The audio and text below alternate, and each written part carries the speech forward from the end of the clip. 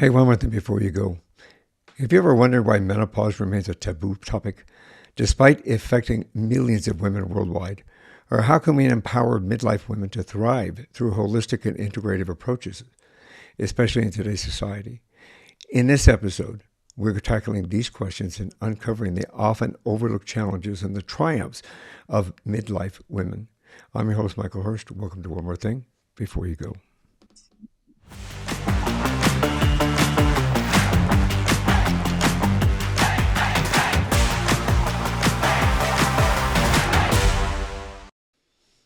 I'm honored to be joined by Amita Sharma. She's a passionate advocate for women's health and the co-founder of a platform that is breaking the silence around menopause.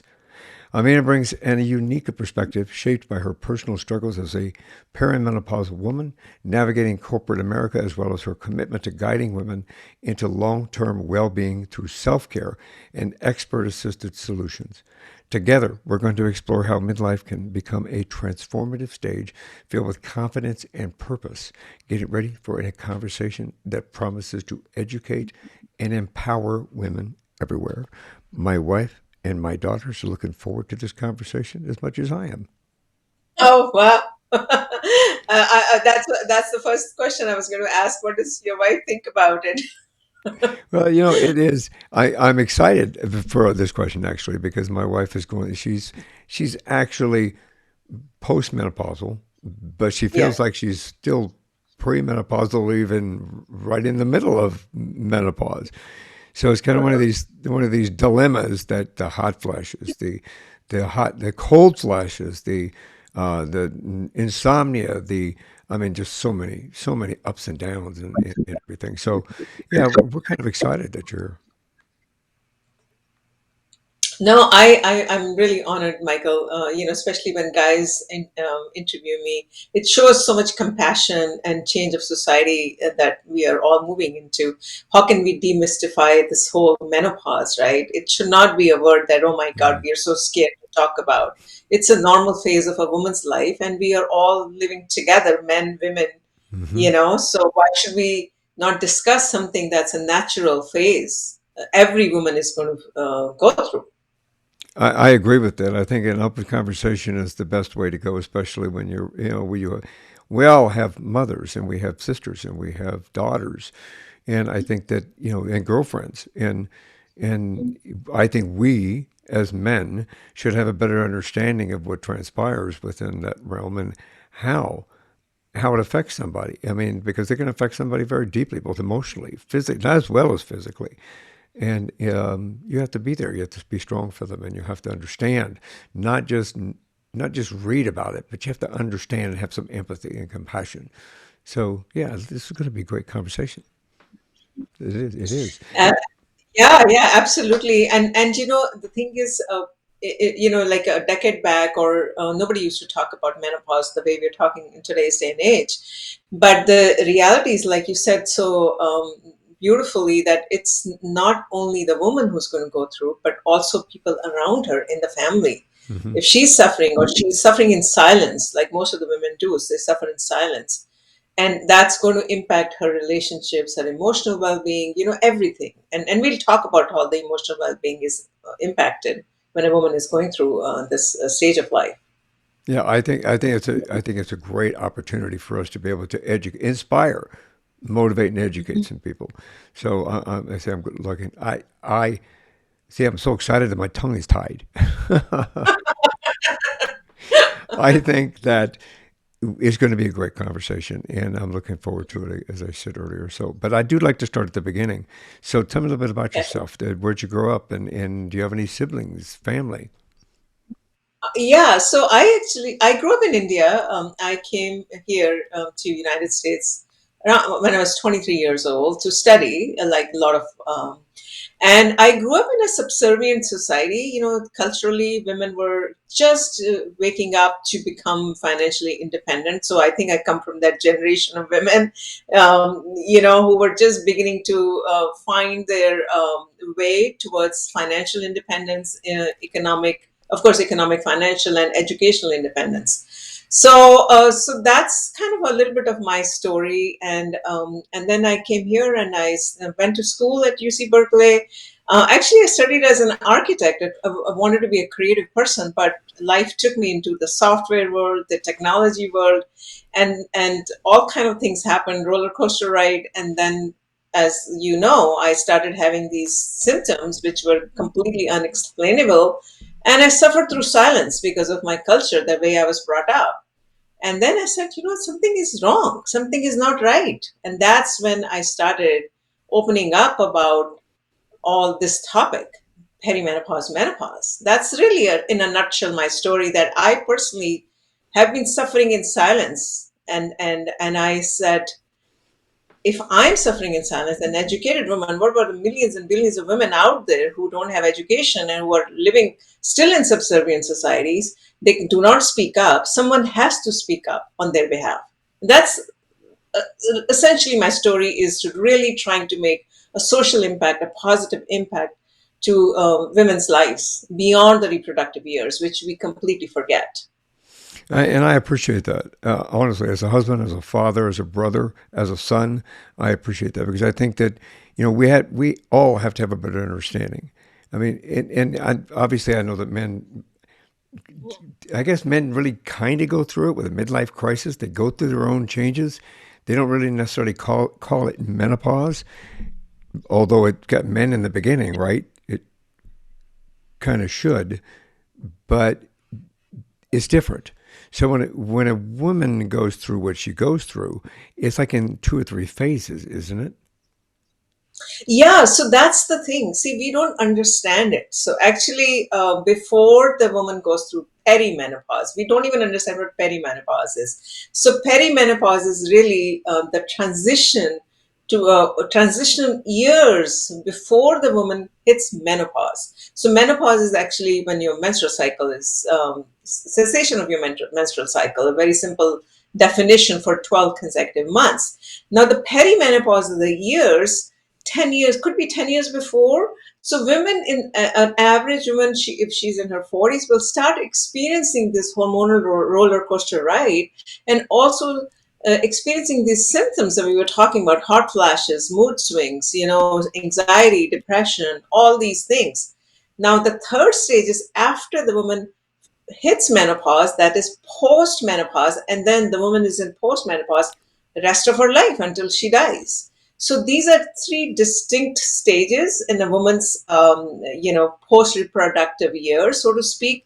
But all these three distinct stages could have different symptoms, could have different kind of things that she's going through. So we can talk about it more in details, but overall, if women can understand these three distinct phases, that's good enough as in beginning. And I think we don't have enough of a conversation in regard to this. Why do you think the menopause remains a taboo subject? I mean, I know we talked about cultural aspects and about subservient societies and so forth, which I know that there's a lot more subservient societies across the world than what many people don't know. Mhm. Why do you think it remains taboo when they know that it's a natural progression of life? So multiple things, right? This is so for a woman, end of a sort of like an aging process. Nobody wants to age, right? Yeah. And also, we don't like to age, men or women, it doesn't matter. So women have always been kind of programmed to look beautiful, and be a certain kind of a size. The media wants you kind of stereotype in a, oh, size this, size that, I have to fit into Mhm. that.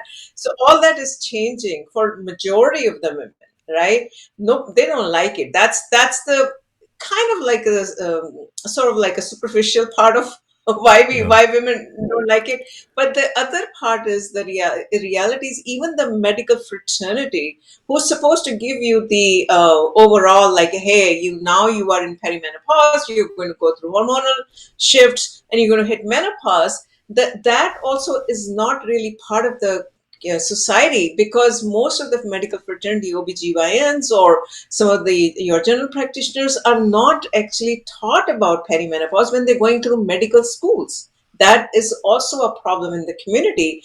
And menopause is only talked about like for 7 8 hours, even in OBGYN, believe it or not, in their 15 years of medical school. That is another issue. So when now as women in the 40s, you're not going to school or college. You're actually depending on your GPs and your OBGYN to tell you that this is what's going to happen in your life. And if they are not really sharing this information, where do you go?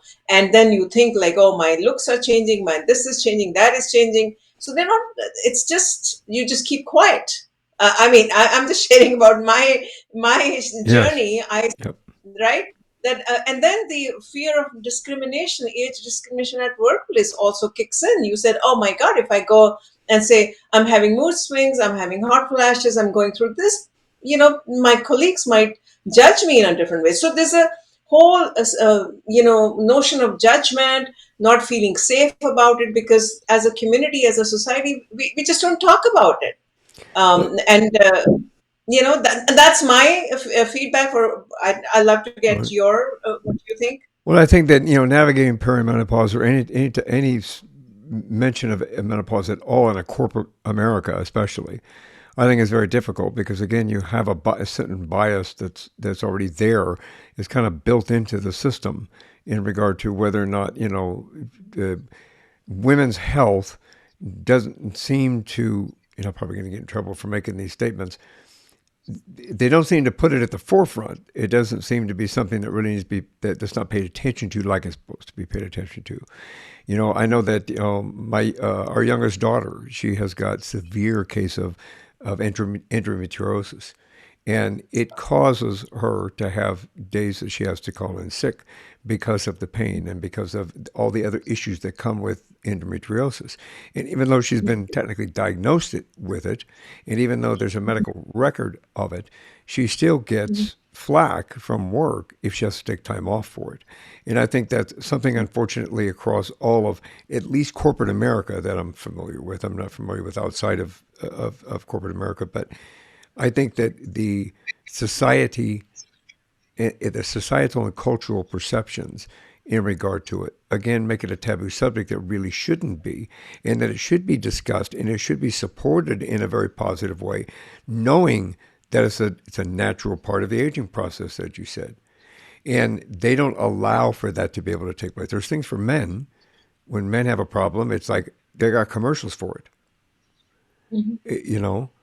but they don't have as many commercials for women in regard to that. And I think Mhm. that that perspective needs to change. And in my own personal statement, if it wasn't for my mother, I wouldn't be here. If it wasn't for my sister helping to raise me, I may be in a different position where I'm at. If it wasn't for my wife supporting me and loving me and taking care of me when I needed it, I return that favor, but I'd be in a whole mess. You know what I mean? Same thing with our Yeah. daughters. We've raised our daughters to empower themselves as women. They're intelligent. They're beautiful. They're intelligent. They're they're confident, and we raised them to be this way.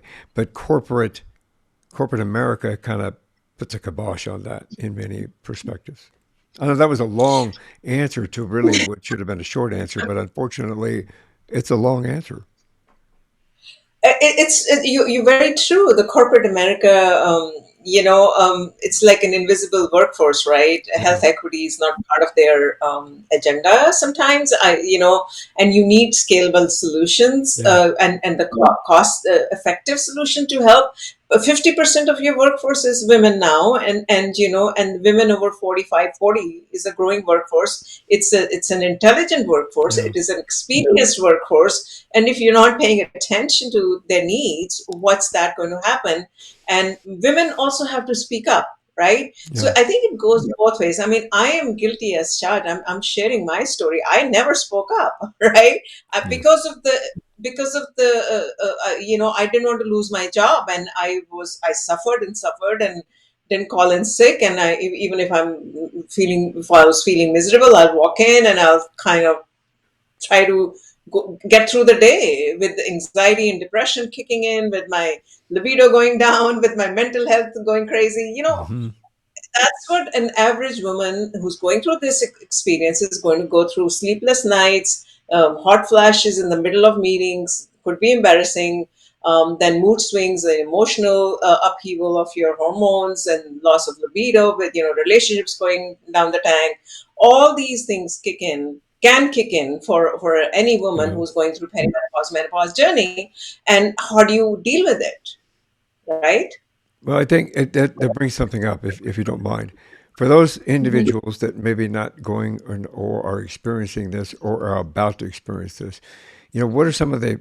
I mean, you just mentioned some of them, some of the physical, emotional, and like Mhm. societal impacts of menopause for women. What can they expect to start feeling? Because I know that you said depression, anxiety, and it all plays a Mhm. factor, doesn't it?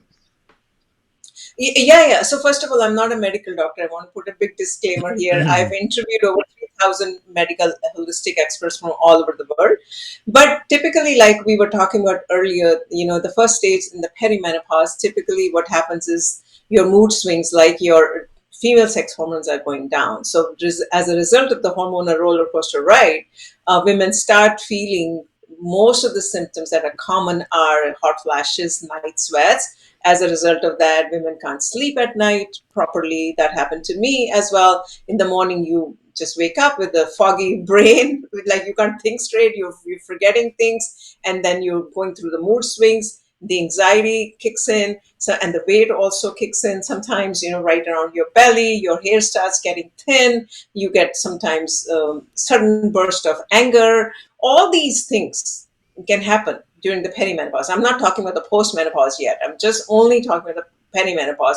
And then around that same time frame, it could also be at loss of libido. Your pelvic health could have some issues because your vaginal wall becomes thin. So, in addition to your physical attributes, what we're talking about, mental anxiety and your relationship with your partner can also get impacted. And there's a lot of data about this. What I'm talking about is 60% of the women who are going through divorce are in this phase of life, perimenopause, menopause, but they don't talk about it. Communication, right? That gets kind of lost into just being silent. Yeah, I think communication is the key to the key to many problems, not just within this, like what we're talking about. Yeah, key to relationships, key to I've worked domestic violence for so many years, and the lack of communication in that environment was just unbelievable. Watching the dysfunction that goes through that, and the majority of that was due to lack of communication, lack of conversation. So bringing a conversation to the table, I think, is one of the most important factors, and especially even in this particular instance. We were just, and I have permission from Diane. So when anybody go, oh, he's talking about his wife, she told me I could. Realistically, the night sweats and the when she first started having the night sweats and the hot flashes and the mood swings and the up and down, we had conversations about them so that I was fully aware of them, and it allowed me to prepare as a partner, as her husband, as her friend. It allowed me to be able to prepare for them as well. So we got like a cooler. And so when she started having hot flashes, she was able to turn the cooler on right in front of her. It was just a thing we just plugged in and she could turn it on. It was a little, help her with the hot flashes. Plus, I had a better understanding of it, especially with the mood swings. It allowed me to understand why she got snappy or why this took place or why that took place, as well as the depression and the anxiety, because she already deals with that or manages that on a regular basis, but this enhanced it and made it worse from that perspective. So, yeah, so I think that communication is really a positive thing about that. I know there's medications and so forth that women can get on in regard to each phase of this, correct? Yeah, yeah. So the HRT is one of the common. If you go to a gynecologist, most of the gynecologists will prescribe HRT, hormone replacement therapy. Basically, they're kind of saying that the hormones Right. that are depleting, you take the hormones. But I personally, HRT, no HRT, you still need to incorporate or embrace a holistic lifestyle, meaning you have to change your entire lifestyle and diet modifications as a woman, because so many Right. things are changing Your gut microbiome is changing, as you're going through this perimenopause, menopause. Your brain is changing, believe it or not. That explains some of the mood swing, not necessarily because of the brain changes. There's a research about it. Dr. Lisa Marconi, she talks a lot about that. So and every it's not one size fit all. See, that's the other Right. thing. It's not like okay, let me take a Tylenol and my headache is going to go away. Most of us do that, but in this case, every woman is different based on her cultural, Hmm. ethnic, the way she has kept herself all these years, up to 40 years, right? Her maybe genes, her Yeah. mother. So many, it's complicated. It's not simple. And that's the other problem. We don't understand it very well as a society. No, we don't. And I think it's frustrating. My wife, her frustration right now is the fact that she doesn't necessarily want to go on HRT. She wants to do more of a bioidentical hormonal Hmm. treatment plan. But the insurance companies, and this is just a conversation, the Yeah, insurance yeah, companies typically won't cover bioidentical. But see, I found that yes. not just with this, I found that even with my own particular situation. I have an autoimmune disease myself, and they put me on Mhm. 9 different drugs. Those 9 different drugs literally about killed me. Took me from 170 pounds down to 100 pounds before they realized it was the drugs that's what was doing it. So I got off of all of those drugs, and I went more of a holistic and naturopathic approach to my health. And as Mhm. my audience knows, or my community knows, that has sustained me and has allowed me to get more healthy in regard to a well-rounded health all the way around, not just specific with those kind of drugs. But it's Mhm. difficult for her to get the bioidentical hormones because it goes, since it's not covered by insurance, we're looking at four, five, $600 a month, and that four, five, six hundred Yes. dollars a month is not in the average person's budget to be able to Mhm. accomplish that kind of a deal. So, in a holistic and integrative approach, I know that you were talking about you have to incorporate other things. I'm assuming diet and more things like exercise and things like that. Can we talk about that for a second? Yeah, yeah, absolutely. And you're right. It is so cost prohibitive for Yeah. majority of the women to start spending $500, $600 for the rest of your life, right? Yeah. Literally, bioidentical hormones. If you go, and I never took a hormone therapy, by the way, but I changed my entire diet, my entire exercise regimen. So things like, we know that bone mass starts going down, so you need to start doing strength conditioning, as an example, right? In the diet, we know that our female sex hormones are going down, estrogen, progesterone. So I'm sharing my experience of what I have done. And so please, you have to consult with your dietitian or whoever you want to. But I started taking natural plant-based estrogen, phytoestrogens, foods that already have natural estrogen in it. For example, cruciferous vegetables, cauliflower, Brussels sprouts, and things like that. And then some of the other things like flax seeds, I upped my protein quite a bit so that, I'm kind of not hungry. I needed to control my blood sugar a lot because I would get hunger pangs and my blood sugar is going up and down. So things like that. And also, I personally take a lot of Ayurvedic supplements and Ayurvedic therapies. I also get sometimes acupuncture done. I also use hypnotherapy I have used hypnotherapy to help myself. Some simple meditation, 1 or 2 minutes meditation. I also learned how to do breathing right, pranayama, what they call it, right? Yoga. So all these things, if you start incorporating, even aromatherapy, some of the essential oils, and some actually massaging my head with medicated oils once a week, even my face with medicated oils, and also my body with medicated oils. So I have kind of incorporated or embraced these Eastern roots that have evidence in it, some research behind it is what I'm saying. So that's how I have done to incorporate a holistic lifestyle, which is not only the diet but also using some of the holistic therapies that are rooted in Ayurveda or in traditional Chinese medicine, yoga, breathwork, stuff like that, and also some Western, your regular exercise like strength training. These are some of the things that I personally have done. Well, and I appreciate that as well. I think that like Diana She does yoga every morning now. She took up yoga, and that seems to help her get a little more balance. To validate what you're saying, it gives her a little bit more balance and helps her to manage some of the ups and downs, the mood swings, the depression, the anxiety. It helps her to manage that. She started doing a little bit of strength training in order to help her kind of build her strength back up again because she's realized that she's missing some of that. We have changed her diet, although I'm going to have to sneak in cauliflower and Brussels sprouts because those aren't her favorite, but I might be able to sneak them in. But it's interesting to know that and like if for Diane and I know this community embraces this. Okay, when I say this, I wholeheartedly believe in diet. That food is our medicine, and that what we Mhm. eat is who we are. I've done it myself. I've put my own autoimmune disease in remission. When I go off of that and I deviate from that, I have backlash, and that backlash reminds me, sometimes really reminds me, that I need to go back to what I was doing. So I think it's nice to know that there are some holistic approaches and some natural approaches that we can, I say we as a family, that we can approach for individuals that are starting to experience this. And again, obviously, as a disclaimer, we're not medical professionals. We're only giving you our opinions and Yes. what works for us and what we're being able to accomplish and what we know fits for us, and that you should always check with your doctor in embarking on any kind of change in your diet or change in your exercise or change in anything that affects your health in that regard.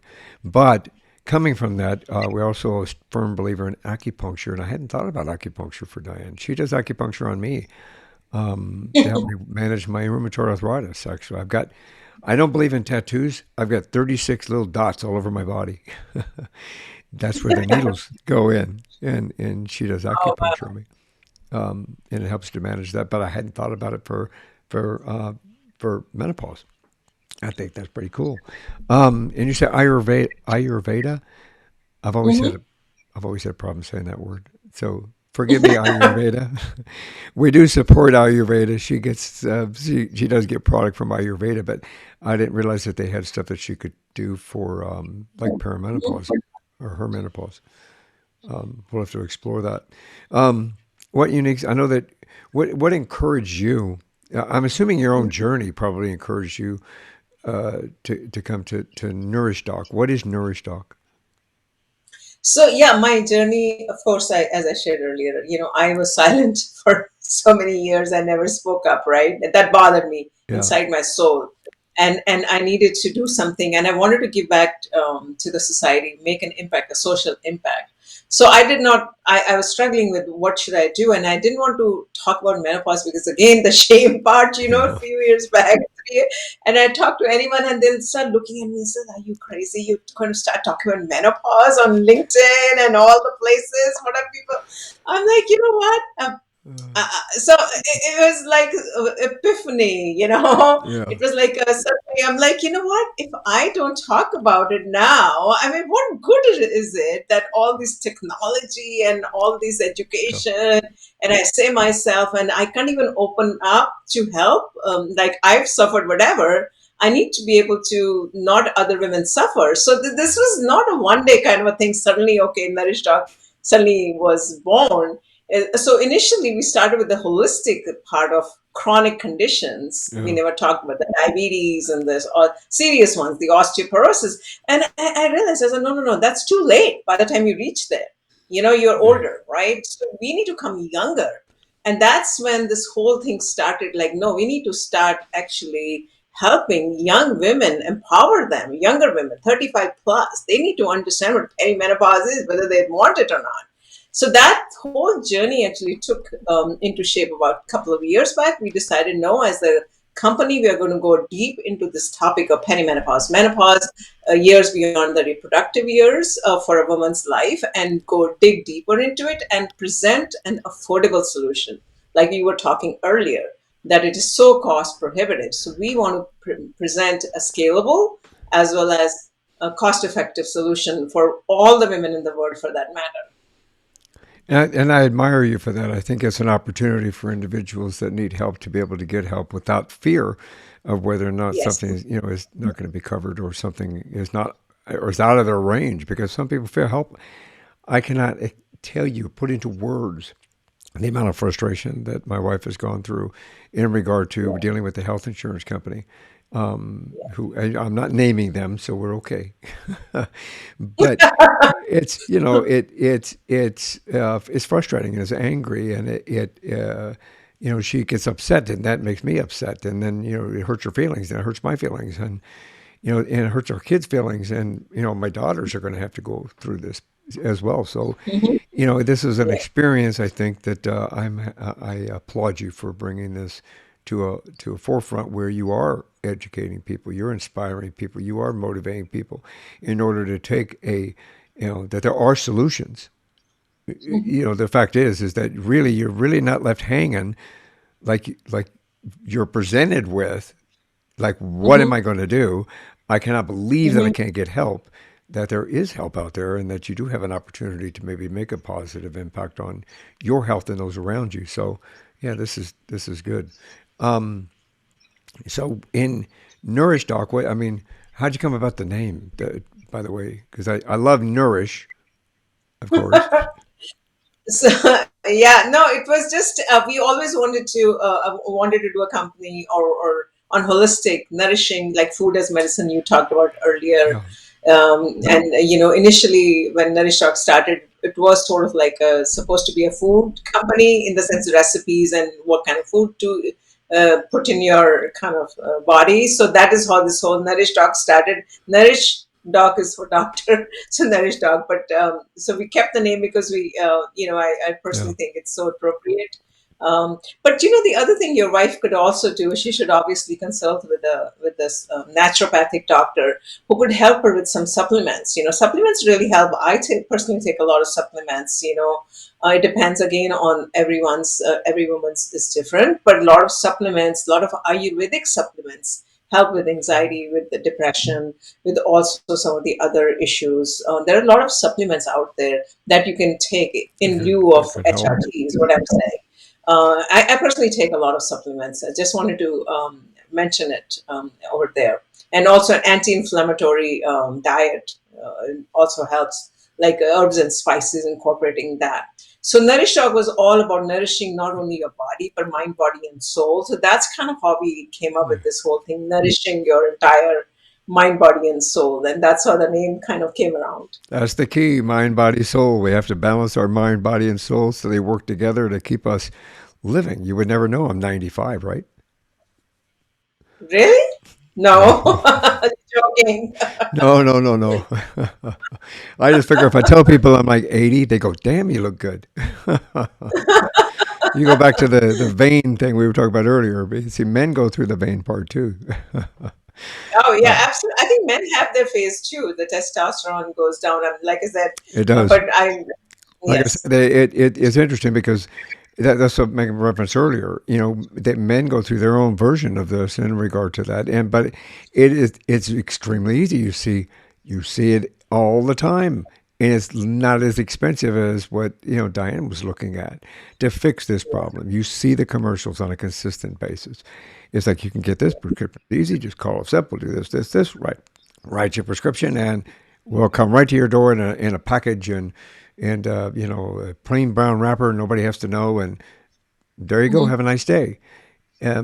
But for a woman trying to navigate this, it becomes a Hmm. maze that they have to go Hmm. through, and it becomes something that I'm sure a lot of women just give up and just deal with it, and or unfortunately go down a dark path. And I don't think the dark path is the right solution to do. I think something like what you present with a more holistic, naturopathic approach to healing the mind, body, the soul, and providing them the Hmm. information, the tools necessary in order for them to be able to heal from within out Hmm. is a better Hmm. opportunity for them. So I think that this is, I think we're doing something good. I think you're doing something good. How can a midlife woman, can I say midlife woman?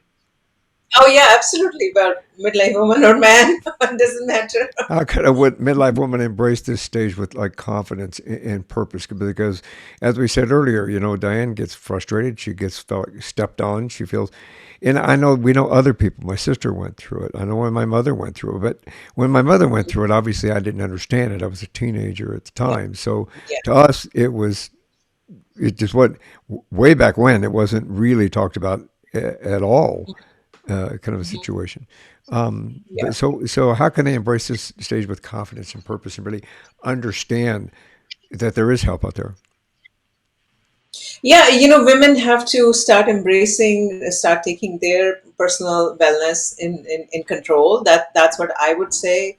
And that's what we are trying to do at Nourish Talk. We've created self-care journey for all the women who are going from perimenopause, menopause, post-menopause, so that at least they get on this journey of self-care, and kept it scalable and super affordable. Like $5 per month. That's what we've tried to achieve, so that every woman can at least understand what she's going to go through. How can she change her lifestyle? What kind of dietary modification she can do? And if she wants to consult a naturopathic doctor or any other professional, she can do that at the second stage, not start shelling out so much money at the beginning without understanding what the consequences are, of this stage, right? I personally think that's very important as a woman, to be empowered to understand what I'm going to go through when I'm going through perimenopause, menopause, or postmenopause. I agree with that, and I appreciate that. As a husband, as a father, and a son, as I said earlier, and a brother, I appreciate that because I think that it lacks in so Hmm. many ways that we don't empower women enough in regard to taking control of their own health. And I think that, yeah, so what you do, it brings something to the world that's positive. Um, with that regard, what role does self care and self love play in preventing chronic conditions and fostering long term well being? Does that? I don't think, this is an offshoot from this. I don't think. I think when people reach a certain age, sometimes they get to taking care of somebody so much that they forget about taking care of themselves. And I Yes. saw that a lot with caregivers. It ends up happening. Inevitably, ends up happening. Even when we were taking care of Diane's father, for example, we had him here with Lewy body dementia. So Diane and I took care of him for 18 months before we passed. During that time period, it was David 24/7. And we Mm. forgot about taking care of ourselves. We forgot about our Yeah. relationship. We forgot about so many things that we had to play catch up afterwards. So, do you think self care and self love play a factor in helping us to prevent and to nurture ourselves into this phase of our life? And interestingly, I talked to a woman this morning, and she's a caregiver, and she was talking about the same thing what you're talking about. She had to take care of her mom. She actually passed away with cancer, and she says she couldn't take care of herself, right? Mm, And it happens to all of us, especially at this age when yep. women are going through menopause. They probably have aging parents. Now they are going through themselves this whole turbulent time. At the same time, they have to take care of, if they have to take care of an aging parent, it becomes very difficult, because sooner or later you are going to now, for lack of care, you don't have the time. You have to. So all I want to say is self-care is not selfish. You need to do that to help yourself, right? It's not selfish at all, even if you're a caregiver to your parent. I agree with that. I think that's a message that needed to be said. So thank you for doing that.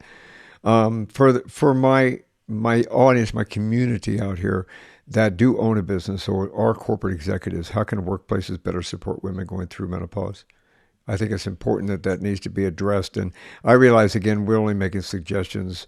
I think Yeah. as you going through it yourself, can give insight as to what a corporate executive or a boss or a supervisor can do to maybe help understand. I think it's just have to be open communication. There's not need to be such a hidden kind of under the rug communication.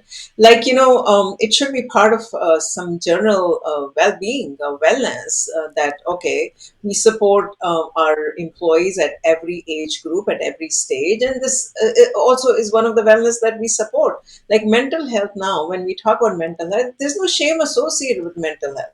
We're openly talking about mental health. We say, oh, everybody has mental health issue.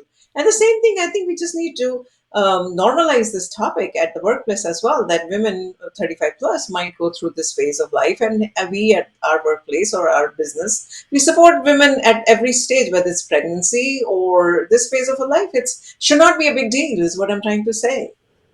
I think I think it's great that you were able to bring it to that from that perspective. I think that we as individuals, whether we're men or women, in a position of I won't say a position of power, but I'll say in a corporate position, a boss or in a supervisor, or in a work environment with other individuals, we all need to learn to have compassion and understanding and humanity, and understand that that could be any one of us going through the same thing, and that take the time.